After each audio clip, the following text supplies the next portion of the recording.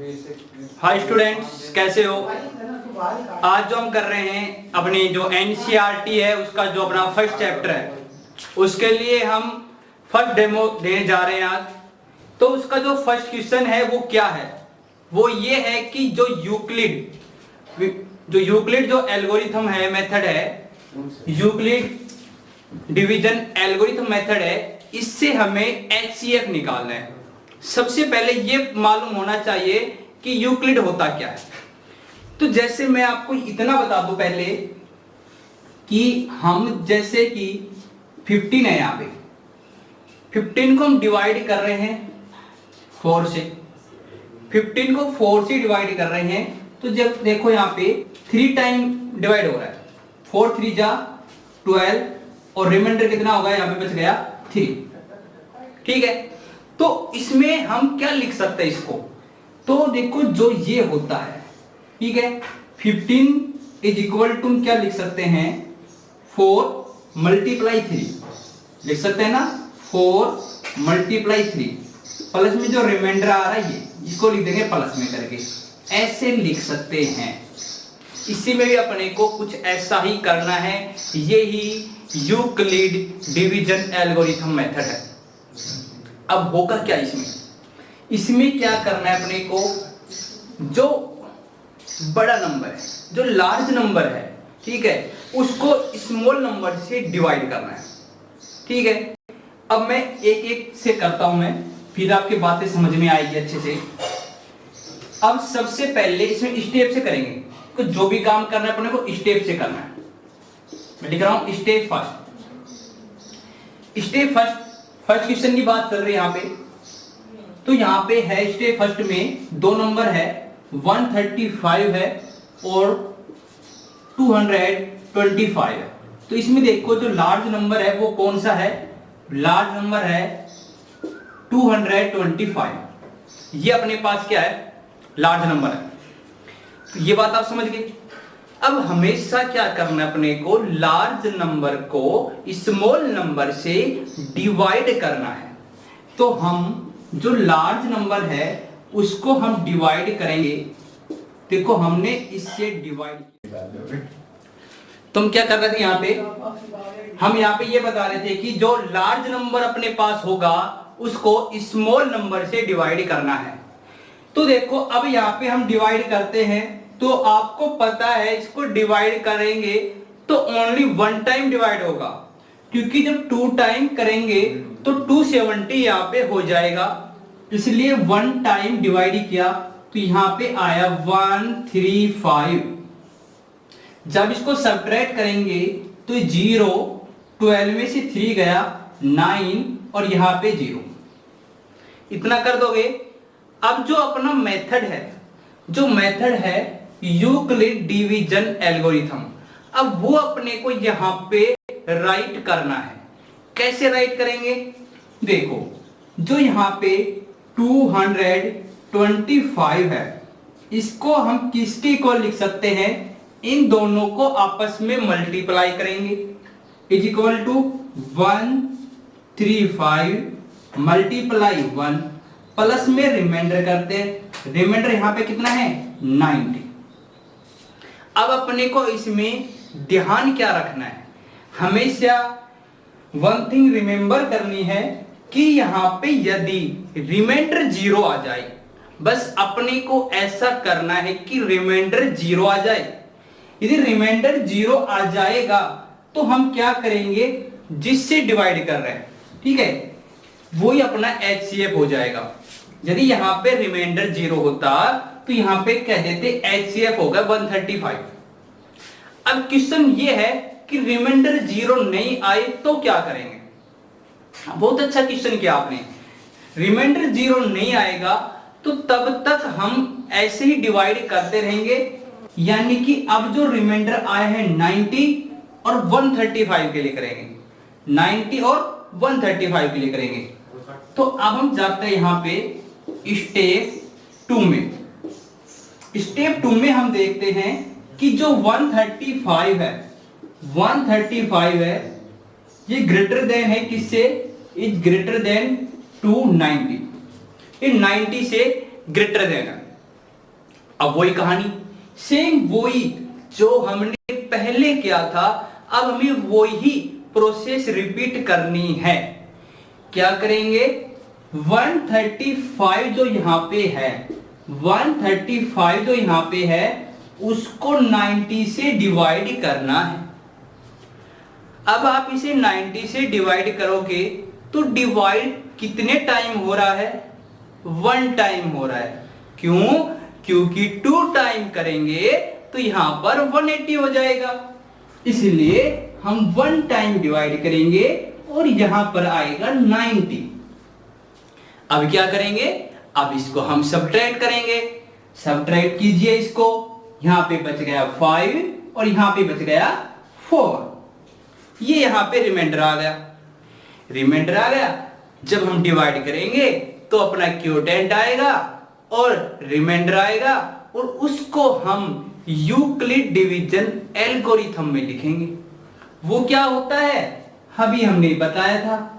देखो 135 is equal to क्या लिखेंगे हम, 90 को 1 से मल्टीप्लाई करके, 90 को 1 से मल्टीप्लाई करके और प्लस में लिखेंगे रिमाइंडर। आप एक तो लिख सकते हो यहां पे कि आपने यहां पे देखा कि रिमाइंडर 0 नहीं आया, तो यहां पे आप लिख सकते हो कि r is not equal to 0, क्योंकि जब रिमाइंडर 0 नहीं आएगा तभी हम आगे की प्रोसेस करेंगे। अब यहां पर आपने देखा कि यहां पे भी रिमाइंडर 0 नहीं आया। अब एक बार हम सोच लेते हैं कुछ देर के लिए कि मान लो यहां पे रिमाइंडर 0 होता तो यहां पर HCF क्या होता, 90। HCF क्या हो जाता, 90। लेकिन रिमाइंडर 0 नहीं है, इसलिए हमें आगे फिर से वही प्रोसेस करनी होगी। क्या, 90 और 45 के लिए करेंगे, 90 और 45 के लिए, यानी कि जो लास्ट में रिमाइंडर होगा वो और जिससे डिवाइड कर रहे हैं वो। अब आप इसको एक बार उतार सकते हो, मैं साफ कर देता हूं ये, ठीक है। इसके स्टेप फर्स्ट, स्टेप सेकंड, अब मैं कर रहा हूं स्टेप थर्ड। इसको खोज करके आप उतार लेना, मैं स्टेप 3 कर देता हूं यहां पे।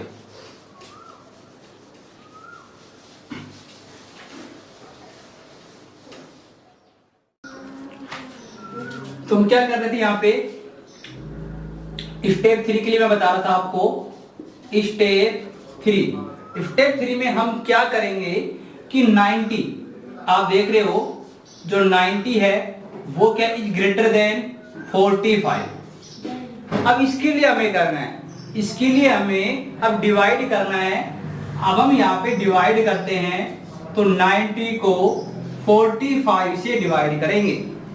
अब आप देख रहे हो कि कंप्लीटली डिवाइड हो रहा है, कंप्लीटली डिवाइड हो रहा है। तो 45 को डिवाइड करेंगे तो इसको 90 को डिवाइड करेंगे 45 से, तो 45 टू जा होगा 90, यह आएगा 90। जब हम यहाँ पे सब्ट्रैक्ट करेंगे तो यहां पर आएगा 0। बस यही तो अपने को चाहिए, अपने को क्या चाहिए कि रिमाइंडर 0 आ जाए बस। यहां पे अभी आप क्या करो, विभाजन यूक्लिड डिवीजन एल्गोरिथम मेथड से लिखोगे कि 90 इज इक्वल टू 45 मल्टीप्लाई 2 और प्लस 0। बस ये रिमाइंडर 0 आ गया तो अपना समझ लो क्वेश्चन द एंड। तो यहां पर हम लिखेंगे r is equal to 0, hence HCF क्या होगा बताओ। अब ये गलती आप करोगे। अब आपने सोचा 45 से डिवाइड किया तो 2 आया, HCF होगा 2। जो लिखेगा 2 उसका आंसर हो जाएगा बिल्कुल गलत। तो यहां पे फिर आंसर क्या होगा, जिससे डिवाइड कर रहे हैं वो होगा आंसर। तो हम 45 से डिवाइड कर रहे हैं तो यहां पे जो आपका HCF आएगा वो होगा 45। तो उम्मीद है कि आपके फर्स्ट क्वेश्चन आपको समझ में आया होगा। और जैसे ही आपको टाइटल आपने देख लिया होगा, उस पे लिखा हुआ है डेमो फर्स्ट, डेमो का मतलब क्या है कि हम जो यहाँ पे मैथ का और इंग्लिश का ट्यूशन करा रहे हैं, ठीक है, मैथ और इंग्लिश का पूरे साल एग्जाम तक आपका ट्यूशन कराया जाएगा। और ट्यूशन की फीस क्या है, डिस्क्रिप्शन में उसके बारे में बता रहे हैं क्या फीस है, वहां पे आप देख लेना। या मैं मोटे तौर पे मैं आपको बताऊं तो बस ये बता दूं कि जो फीस है सबसे न्यूनतम फीस है हमारी, एक ऐसी फीस है जो शायद आप कहीं भी ट्यूशन करने जाओगे तो आप ओनली 1 मंथ में पे कर दोगे, लेकिन हम वो फीस आपसे 1 ईयर की ले रहे हैं। फीस क्या है वो 1100 रुपीज ओनली है। इसमें आपको इंग्लिश भी कराई जाएगी, मैथ भी कराई जाएगी, मैथ के सभी चैप्टर कराए जाएंगे विद एग्जाम्पल, और इंग्लिश में ग्रामर कराई जाएगी with poem, prose, writing letter जो भी है उसके साथ ही। तो आप ये उतार लीजिए, मैं कराता हूं क्वेश्चन नंबर 2। और हाँ, यदि आपको ज्यादा जानकारी चाहिए तो ये मेरे कॉन्टेक्ट नंबर है 9785842842। इस पर कॉन्टेक्ट करें और जो भी जानकारी है वो आप पूछ सकते हो। इसको उतारिए, फिर करते हैं नेक्स्ट क्वेश्चन।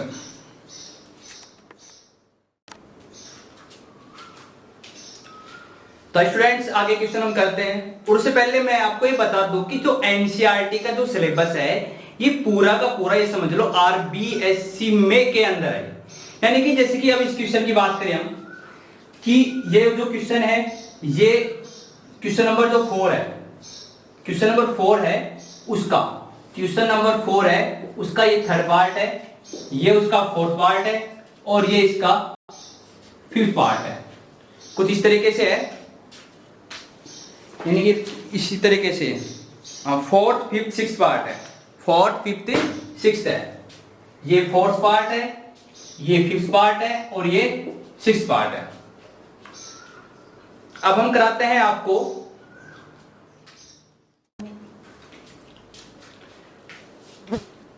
अब हम करते हैं इसका क्वेश्चन नंबर 2, और यदि आरबीएससी का बोले तो क्वेश्चन नंबर 5।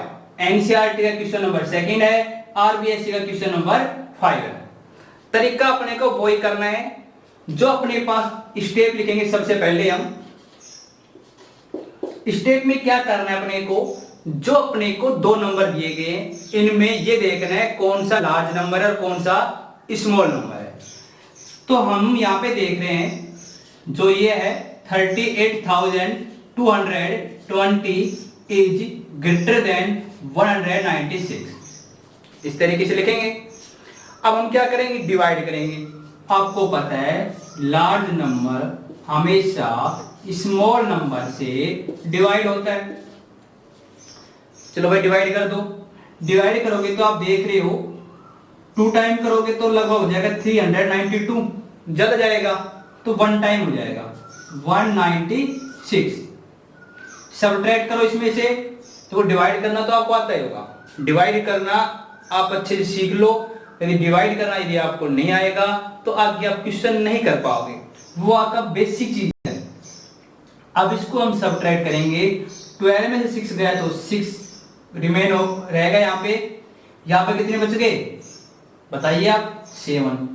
तो 17 में से 9 गए, 17 में से 9 गए, कितने बच गए यहाँ पे 8 बच गए, और यहाँ कितना बच गया यहाँ पे 2 में से 1 गया तो 1। तो यहाँ पर ये रह जाता है। अब आप क्या करोगे, यहां से 2 को यहाँ पे लेंगे। अब देखो 196, बहुत बड़ी प्रॉब्लम होगी कि सर 196 की तो मैं टेबल ही नहीं आती, तो हम इसको डिवाइड कैसे करें। भाई टेबल नहीं आती तो कोई बात नहीं है, आप इसको ऐसे देख लो। देखो 196 समथिंग, देखो एक बार 8 से मल्टीप्लाई करके देखो क्या आता है।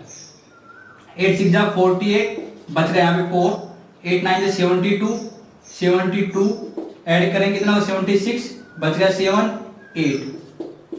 यानी कि जब 196 को 8 से मल्टीप्लाई किया तो अपने पास ये आ रहा। आप देख रहे हो अभी कम है ना, तो 9 से भी करके देख लो। 196 मल्टीप्लाई 9, 9 को 6 से क्या 54, 4 आ गया, बच गया 5, 9 को 9 से क्या 81, और 5 कितना हो 86 का 6 8, 9 1 जा 9, 9 और 8 ये आ गया। अब देखो, यदि आपको 196 की टेबल नहीं आती है तो ऐसे आप मल्टीप्लाई करके लिख सकते हो। अब आप देख रहे हो कि जो 9 टाइम कर रहे हैं वो भी इससे कम है, 10 टाइम तो होता ही नहीं है, तो 9 से डिवाइड, यानी कि ये 9 टाइम जाएगा, तो यहां पे होगा 1764, सब्ट्रैक्ट कर दो, 12 में से 4 गया तो 8, 5, 15 में से 6 गया तो 9, और यहाँ पे 0। अब क्या उतारोगे ऊपर से? 0 उतारोगे। अब देखो कितनी बार जा रहा है, देख लो कंप्लीटली जा रहा नहीं जा रहा। समथिंग 5 से करके देखता हूं मैं। 196 मल्टीप्लाई 5, 5 को 6 से क्या 30, कैरी 3, 9 5 जा 45, 3 48 हो गए, बच गए 4, 5 5 और 9, बिल्कुल कंप्लीटली, यानी कि आपका 1 स्टेप में ही आंसर कंप्लीट। कैसे? 5 टाइम किया तो 980, रिमाइंडर आ गया 0। मैंने आपको बताया था कि आपको जब तक डिवाइड करना है जब तक रिमाइंडर 0 नहीं आ जाए, और यहां पर रिमाइंडर 0 आ गया, भाई यही तो चाहिए था अपने को, तो हम यहां पे लिख देंगे कि रिमाइंडर 0। तो कैसे लिखेंगे वो आप देखिए। अब हमें इसके बाद एक लाइन लिखना बहुत ही नीड है, बहुत ही यानी कि आवश्यक है। वो आवश्यक क्या है? आपको ऊपर दिख रहा है, यूक्लिड डिवीजन एल्गोरिथम, वो लाइन लिखनी बहुत ही जरूरी है। तो हम लिखेंगे 38220 इक्वल टू 196 मल्टीप्लाई होगा 196 मल्टीप्लाई होगा 195, और प्लस में रिमाइंडर क्या है यहाँ पे 0। तो बस यही तो अपने को चाहिए था, यही तो अपने को चाहिए था कि remainder is equal to 0। Hence यानी कि इसलिए हैंस क्या होगा, एचसीएफ जो इसका आएगा वो इसका हो जाएगा। आपको बस एक बात आप बताओगे, मैं नहीं बताऊंगा, कि एचसीएफ इसका 196 होगा या 195 होगा। जल्दी से जल्दी बताइए, सोचिए आप क्या हो सकता है। बिल्कुल सही सोचा आपने बिल्कुल सही सोचा, 196 होगा। और यदि किसी ने गलती से 195 सोच लिया तो वो उसको भूल जाओ। क्यों? क्योंकि एचसीएफ वो होता है जिससे हम डिवाइड करते हैं, पिछले क्वेश्चन में भी बताया था और इसमें भी बता रहा हूं, इसलिए इसका एचसीएफ होगा 196। अब अपने क्वेश्चन कंप्लीट हो गए ये वाला। अब नेक्स्ट वाला करते हैं। नेक्स्ट जो एनसीईआरटी का क्वेश्चन नंबर 3 है और आरबीएससी का क्वेश्चन नंबर 6 है।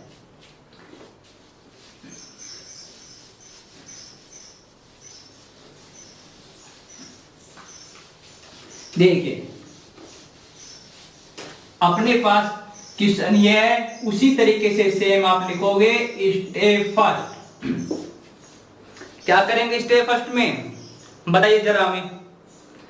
हम करेंगे कि जो ग्रेटर नंबर होगा, ठीक है, उसको जो स्मॉल नंबर होगा उससे डिवाइड करेंगे।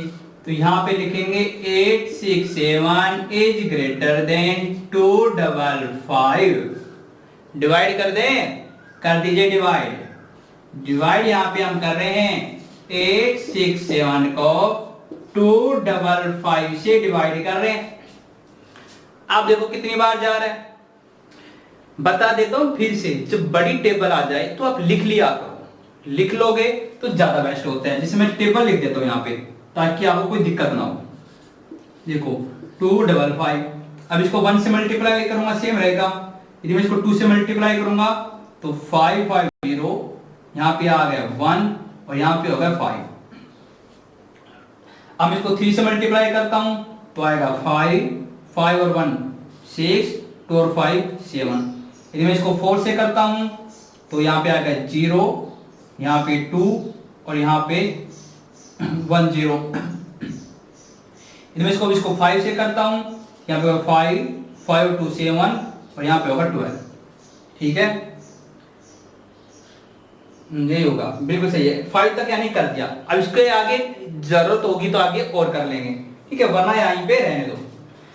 अब आप देख रहे हो तो 4 टाइम जो है इससे मोर देन जा रहा है, इसलिए 3 टाइम डिवाइड होगा। 3 टाइम होगा 7 6 5। सब्ट्रैक्ट करोगे तो यहां पे आएगा 2, यहां पे आएगा 0 और यहां पे आएगा 1। इतना कर दोगे। अब इतना करने के बाद यूक्लिड डिवीजन एल्गोरिथम लिखनी है अपने को, तो ये होगा 8 6 7 इज इक्वल टू, बताइए क्या करेंगे, क्या करेंगे, 255 को 3 से मल्टीप्लाई करेंगे। कर देते हैं, 255 को 3 से मल्टीप्लाई करेंगे। प्लस में क्या करेंगे, सोचो क्या करेंगे, प्लस में रिमाइंडर करेंगे और यहां पे रिमाइंडर है 102। क्या क्वेश्चन कंप्लीट हो गया? नहीं हुआ। रीजन बताओ नहीं होने का। नहीं होने का रीजन ये है कि यहां पे रिमाइंडर 0 नहीं आया। यदि रिमाइंडर 0 आ जाता तो हम कहते थे ठीक है, अब अपना HCF ये हो जाता 255। रिमाइंडर 0 नहीं आया, इसलिए स्टेप करेंगे सेकंड। और सेकंड स्टेप किस किस के बीच में होगी?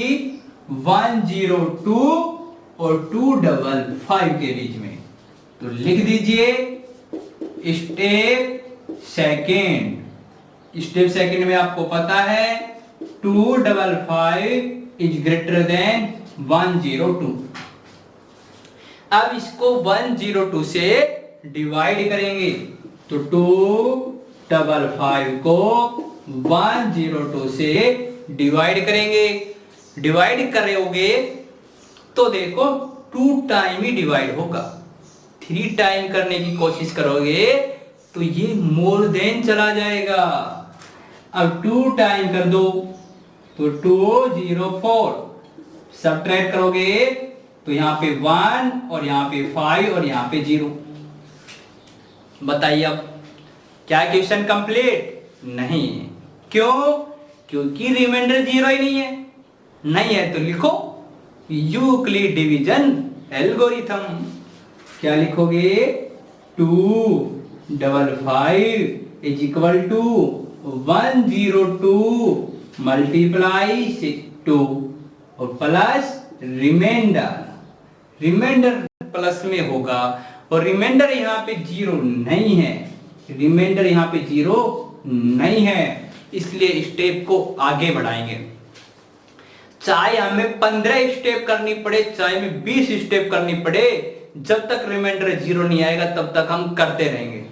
लेकिन आप डरो मत, आपके एग्जाम में ऐसा क्वेश्चन नहीं आएगा कि 15 स्टेप करनी पड़े। लास्ट 3 स्टेप या 4, इसी में ही आपका आंसर आ जाएगा। 2 स्टेप हो गई, स्टेप 3 करते हैं। नहीं, लास्ट बताइए 4 स्टेप, वरना 3 में तो आंसर आ ही जाएगा। इसके बाद करें, इसके बाद करते हैं स्टेप 3। स्टेप 3, यदि आपको कोई वीडियो देखनी हो ना, यदि आपको उतारना हो, टाइम नहीं मिले, तो आप वीडियो को रोक लिया करो, और रोक के आप उसको अच्छे से उतार लिया करो और फिर आगे देख लिया करो वीडियो। तो अब स्टेप 3 करते हैं हम। स्टेप 3 किस किस के बीच में होगी? रिमाइंडर 51 और 102 के बीच में होगी। तो यहां पे लिखेंगे 102 इज ग्रेटर देन 51। ओके, अब हम डिवाइड करेंगे। आप समझ रहे हो सारी बातें कि जैसे हम करते आए हैं वैसे डिवाइड करेंगे। डिवाइड आप देख रहे हो, 51 2 जा 102 होता है, इसलिए अब की बार आ गया रिमाइंडर 0 और रिमाइंडर 0 तो अपना आंसर कंप्लीट। लिख दो यूक्लिड डिवीजन एल्गोरिथम और बोल दो कि रिमाइंडर 0 और अपना HCF आ गया 51। तो लिखोगे 102 is equal to 51 multiply 2 plus 0 remainder क्या, रिमाइंडर इज इक्वल टू 0, इसलिए HCF क्या होगा बताइए। पिछली बार भी बताया था ना 51 या 2, 51 होगा, जिससे डिवाइड करेंगे वो अपना HCF होगा, तो यहां पे लिख देंगे 51। तो ये अपना क्वेश्चन कंप्लीट हो चुका है। अब हम नेक्स्ट क्वेश्चन की बात करते हैं, इसको आप इतने उतार लीजिए।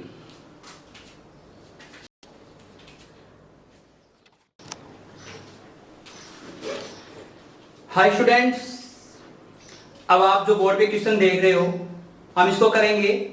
ये एनसीईआरटी का तो क्वेश्चन नंबर 2 है और आरबीएससी का क्वेश्चन नंबर 3 है।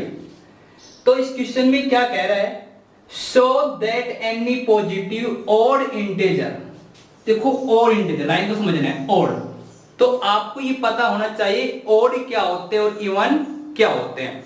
ऑड इंटीजर क्या होते हैं, वो ऑड इंटीजर होते हैं 5, 7, 9, इंटीजर चल रहा है इसलिए -3 भी ले सकते हैं, -1 भी ले सकते हैं। इंटीजर नंबर जो होते हैं वो पॉजिटिव भी होते हैं और नेगेटिव भी होता है। आपको बता दूं, देखो इंटीजर 0 भी हो सकता है, पॉजिटिव भी और नेगेटिव भी। फिर 0 पॉजिटिव क्या होते हैं, होल नंबर, होल नंबर होते हैं वो 0 से लेके इंफिनाइट तक चले जाओ, ठीक है, वो क्या होते हैं होल नंबर। फिर नेचुरल नंबर क्या होते हैं 1 से स्टार्ट होते हैं, समझ गए ना। तो यहाँ पे इंटीजर की बात चल रही है, इंटीजर पॉजिटिव भी हो सकता है और नेगेटिव भी हो सकता है। लेकिन ऑड इंटीजर, लाइन देखो छोटी सी लाइन, यदि आपने एग्जाम में ये नहीं पढ़ा ना ऑड इंटीजर तो पूरा क्वेश्चन गलत हो जाएगा। ऑड नहीं पढ़ा तो मैं आपको बताऊंगा ऑड नहीं होगा तो क्या करना पड़ेगा और ऑड होगा तो क्या करना पड़ेगा। May be express in the form 6q+1, ये कह रहा है इस रूप में होना चाहिए 6q+1, 6q+3, 6q+5। तो मैंने आपको बताया था शुरुआत में कि जो अपना एल्गोरिथम जो चलता है, एल्गोरिथम जो थ्योरम है वो क्या कहती है, सुनो। जैसे कि कोई भी नंबर है यहां पे a, ठीक है, इसको यदि b से डिवाइड किया जाए, b से डिवाइड करने पे मान लो यहां पे क्यूटेंट, यहां मान लो q आ रहा है, रिमाइंडर क्या आ रहा है, यहां पे r आ रहा है।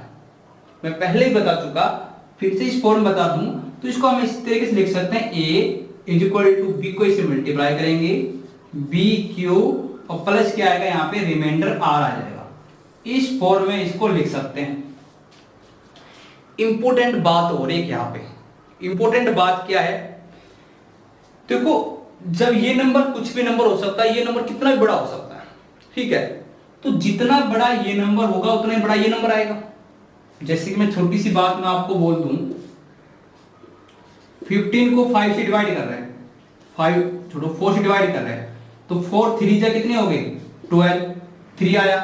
लेकिन अगर 15 नहीं, ये बड़ा होगा, मान लो ये 24 26 है, इसको 4 से डिवाइड करेंगे तो 4 कितने होंगे, 4 6 जा 24, रिमाइंडर कितना आया 2। तो मैं ये कहना चाह रहा हूं, ये जितना बड़ा होगा क्यूटेंट भी उतना ही बड़ा आएगा, लेकिन रिमाइंडर फिक्स होता है, रिमाइंडर फिक्स होता है। वो क्या होता है, देखो यदि आप किसी को 4 से डिवाइड कर रहे हो तो रिमाइंडर या तो 0 आ सकता है, या 1 आ सकता है, या 2 आ सकता है, या 3, 4 नहीं आएगा, रिमाइंडर 4 नहीं आएगा।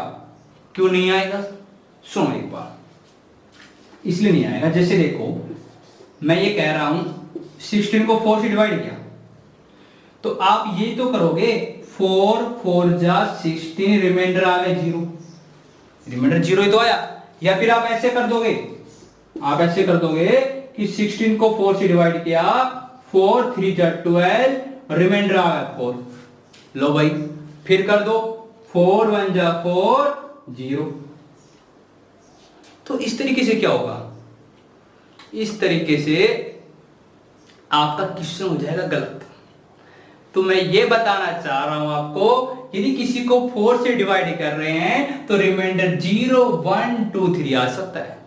यदि किसी को 3 से डिवाइड कर रहे हैं, यदि कोई संख्या है, यहाँ पे कोई भी नंबर है, ए नंबर है और उसको 3 से डिवाइड कर रहे हैं, इसको साफ कर देता हूं फिर बताता हूं अच्छे से।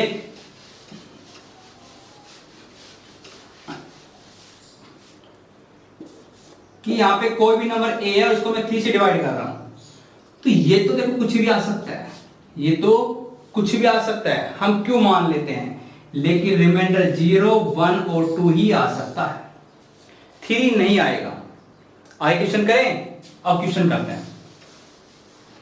अब देखो यहाँ पे 6q आ रहा है, 6q + 1, 6q + 3, 6q + 5, तो इससे अपने को ये पता लग रहा है कि देखो q क्यूटेंट है, यानी कि वो संख्या 6 से डिवाइड हो गई है।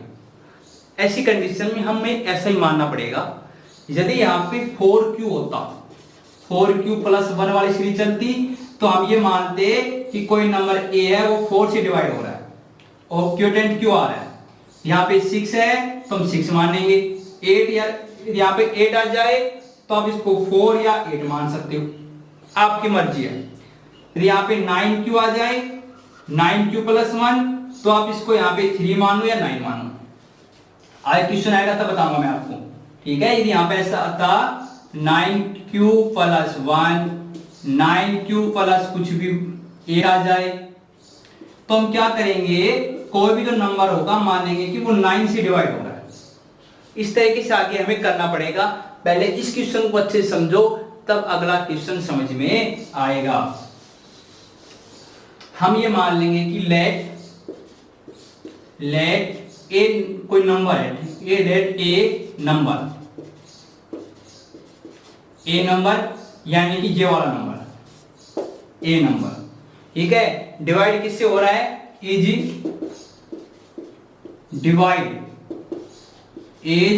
डिवाइड बाई b = 6 हो रहा है, 6 से हो रहा है, ठीक है। इसको 6 से डिवाइड कर रहे हैं, तो आपको पता है 6 से डिवाइड करेंगे तो जो क्यूटेंट हम क्यों मान लेते हैं, देन रिमाइंडर क्या क्या हो सकता है बताओ, देन r = 0 हो सकता है, 1 हो सकता है, 2 हो सकता है, 3 4 5। क्या 6 होगा, मुझे बताइए। यदि मैं किसी नंबर 1 को 6 से डिवाइड करूं तो रिमाइंडर क्या क्या आ सकता है, तो रिमाइंडर आ सकता है 0 1 2 3 4 और 5। ये बात समझ में आ गई। सबसे पहले हम लिखेंगे let a number is divide by b = 6 से डिवाइड हो रहा है, देन r = क्या होगा 0 1 2 3 4 5, और इसके बाद अपने को ये लिखना है। अब हम इसको किस प्रकार लिख सकते हैं, देखो अब हम इसको 6 तरीके से लिख सकते हैं। यदि रिमाइंडर 0 होता तो a = लिखते 6 × q + 0। यदि रिमाइंडर 1 होता तो हम लिखते a = 6q + 1। यदि रिमाइंडर 2 होता 6q + 2। यदि 3 होगा तो 6q + 3। यदि 4 होगा तो 6q + 4।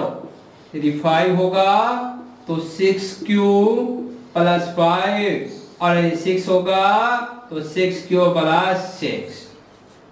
सॉरी 6 तो होगा ही नहीं, 5 तो होगा, यानी 1 2 3 4 5 6 कंडीशन हो गई।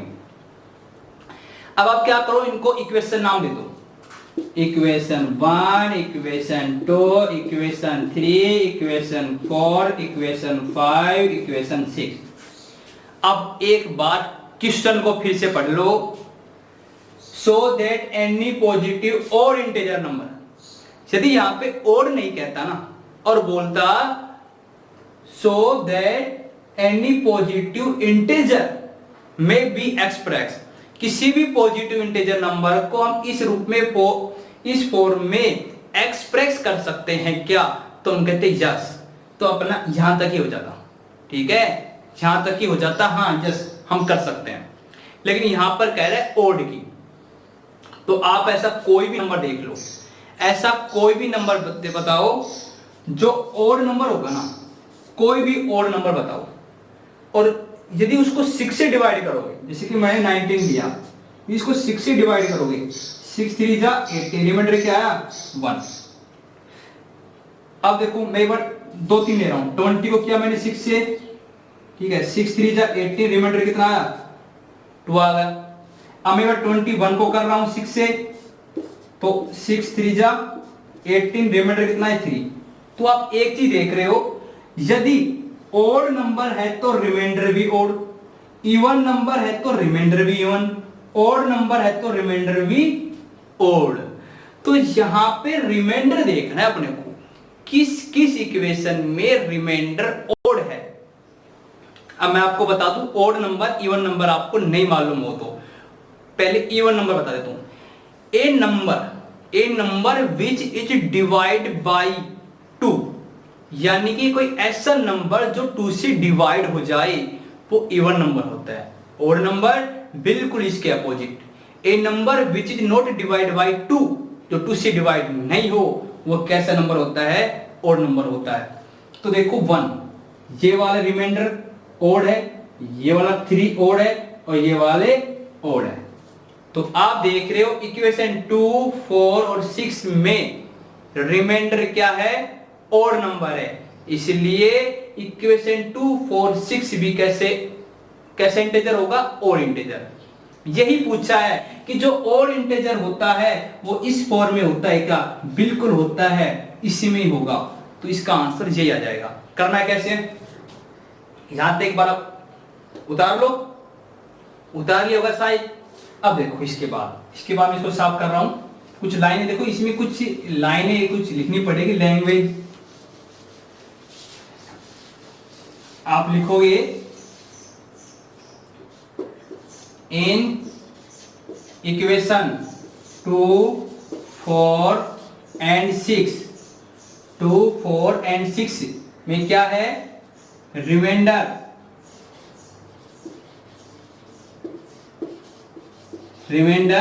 Is odd, remainder is odd number, ठीक है। जब रिमाइंडर ओड है तो हैंस इक्वेशन 2 4 एंड 6, 2 4 एंड 6 भी क्या हो जाएगी, will be odd integer, will be odd integer, odd integer, ये हो जाएगा। अब लिख दो इक्वेशन, लिख दो जो भी है, क्या है, a is equal to 6 cube plus 1 और a is equal to 6 cube plus 3 और a is equal to 6 cube plus 5। तो आई स्टूडेंट्स, तो अपना क्वेश्चन नंबर ये कंप्लीट हो चुका है। अब इसके बाद हम करते हैं नेक्स्ट क्वेश्चन, इसको आप उतारिए, हम नेक्स्ट क्वेश्चन करते हैं।